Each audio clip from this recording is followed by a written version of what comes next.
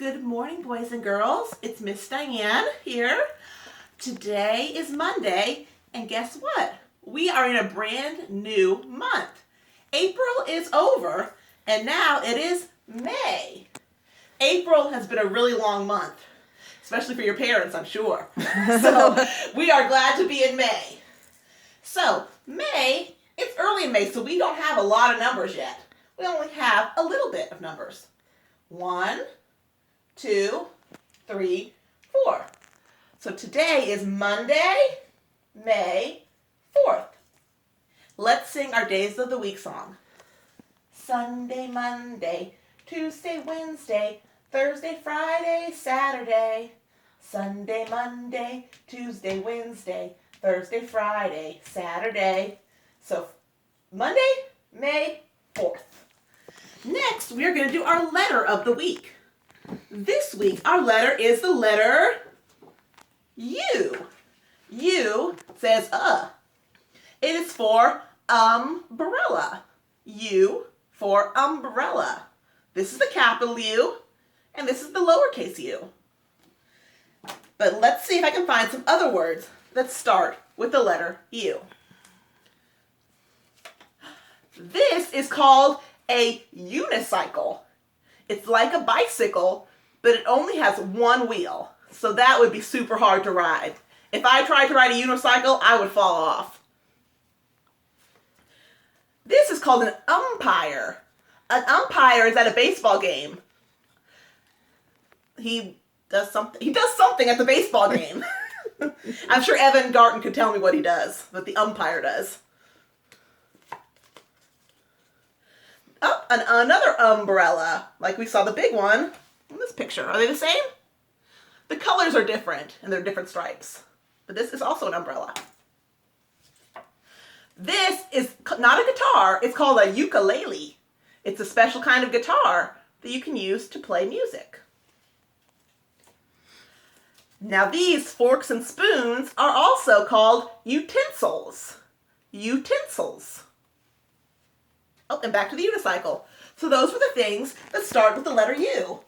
So, we learned about the letter U and about our calendar. And now I get to tell you what we're learning about this week. I picked out our theme this week special because for my friend Jacob Savitz, because I know how much he loves this.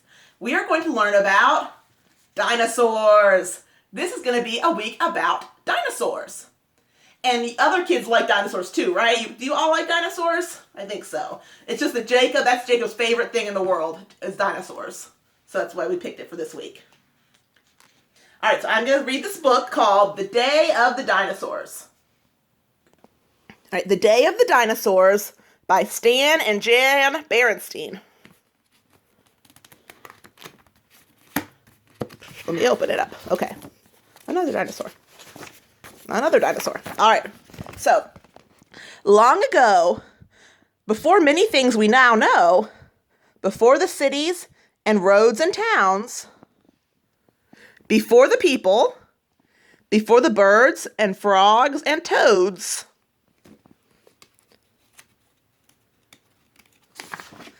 long, long before,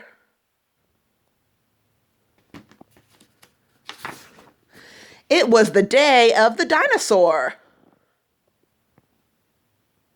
See, look, that dinosaur's eating some leaves. Some were small, the size of your cat. That's a Fabrosaurus. Some were thin, Mesosaurus. Some were fat, Uryops. Some were big. I guess that's the Uryops tail. He was big. Very, very big. Oh my goodness, look at this huge one. I can't even see his head. It's on the other page. The mighty Brontosaurus was 70 feet tall. Its name means thunder lizard. It was the biggest one of all. That's the Brontosaurus. I think that since this book is old, they call it a Brontosaurus. I believe it has a new name now called the Apatosaurus. But they used to call it a Brontosaurus.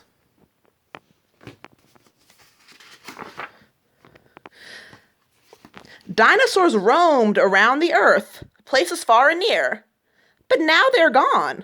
So how do we know that they were here? Look, do you see the dinosaur bones? These people are digging up the bones so they can check them out and learn about them.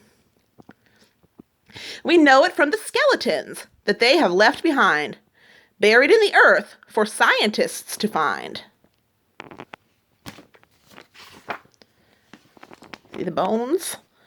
The bones, which we call fossils, tell us much about the dinosaur.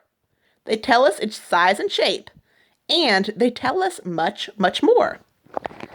They tell us the Tyrannosaurus rex was huge and fierce and strong, with terrible quick jaws and teeth 6 inches long. Its ferocity was famous. It has long been told of, but what did Tyrannosaurus eat? Whatever it got a hold of. Look, he's chasing that dinosaur because he wants to eat him. I don't know if he's going to catch him. But sometimes Tyrannosaurus bit off more than it could chew. The armored Stegosaurus was pretty mighty too. The Stegosaurus has these spikes on its back to protect him. Its tail, oh look, he's defending himself. His tail was armor plated. Its back was armor plated. His tail was was tipped with spikes. It's very reckless not to duck when Stegosaurus strikes. So he's gonna whack him with the tail. Brachiosaurus's nostrils were on top of its head, so that let it breathe while sleeping in its waterbed. Dimetrodon was a carnivore. That means its food was meat. Its great and splendid back sail was used to take in heat.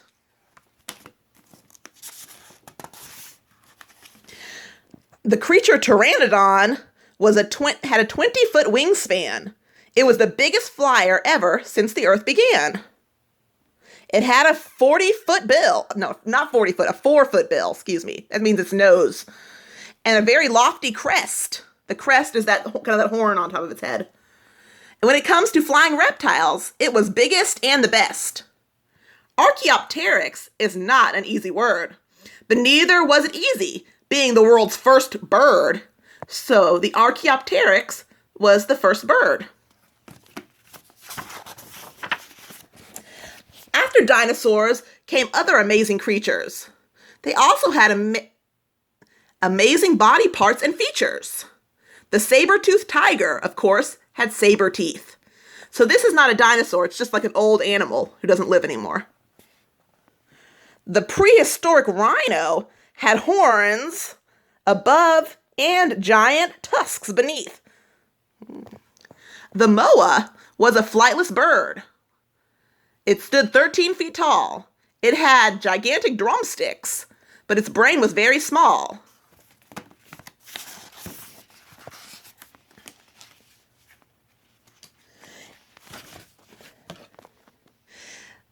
But no longer is it the day of the dinosaur, except as fossil bones, because they exist no more.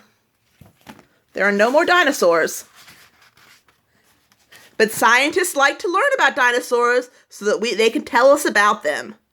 Maybe you'll be a scientist one day and help figure out the mysteries of the dinosaur. The end.